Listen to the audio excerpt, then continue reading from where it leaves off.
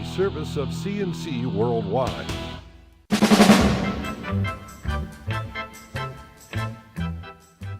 CNC Podcasts are a service of CNC News and brought to you by the Greece Chamber of Commerce, providing more than 800 member companies with business solutions since 1984.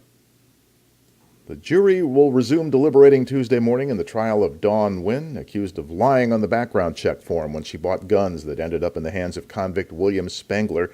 He then used them in the West Webster ambush that killed 3 people and left 3 others wounded. The defense rested Monday after calling a single witness, Wynn's boyfriend. He testified about her relationship with Spangler.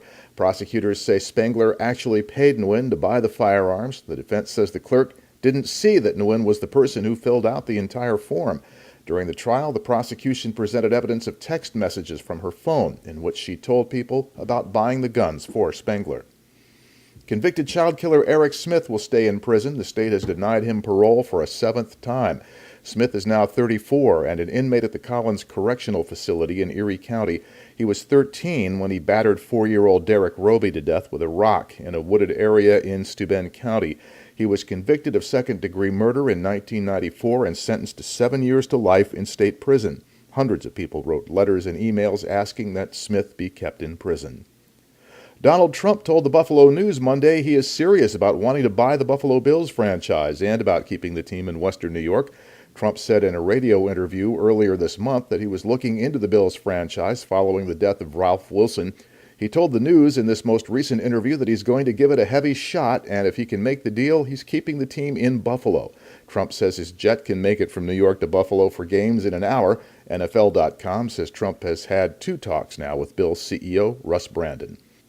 The State Transportation Department says construction work is starting up on Route 590 through Irondequoit to reinforce steel and concrete work on 9 bridges that need repairs and maintenance.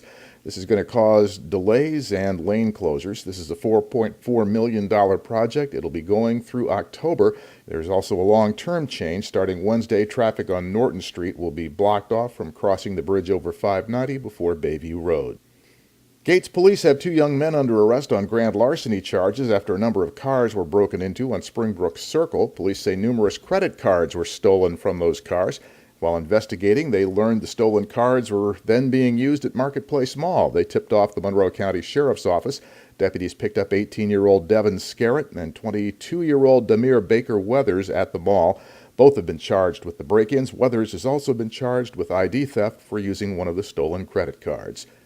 Gates police are also investigating a mass license plate theft in the town. They say from Sunday night to early Monday, thieves went through several apartment complexes and stripped about 75 license plates off of vehicles. Anyone with information is being asked to call 911. A man walking in the traffic lanes was hit by a car at the corner of West Main and Ford Streets in Rochester Monday afternoon and escaped with minor injuries. Police say the 21-year-old man was hit by a car tossed over the hood and was treated at Strong Memorial Hospital. The driver who couldn't avoid the pedestrian wasn't charged. The town of Greece will put on its own 4th of July celebration this year. It hasn't had one for a couple of years. First Bible Baptist Church hosted the Independence Day festivities and fireworks at its Grace and Truth Sports Park since 2002, but it had to cancel last year because a construction project took up all the parking lots. Greece Supervisor Bill Rylick says they'll have this year's event at the Town Hall campus. It'll include a 5K race, food vendors, children's activities, Orleans in concert, and of course the fireworks. And Rylick says private donations are covering the costs. The Livingston County Sheriff's Office arrested a Rochester man for drinking and driving this past weekend, then arrested his ex-wife, who came to bail him out when she also turned out to be drunk.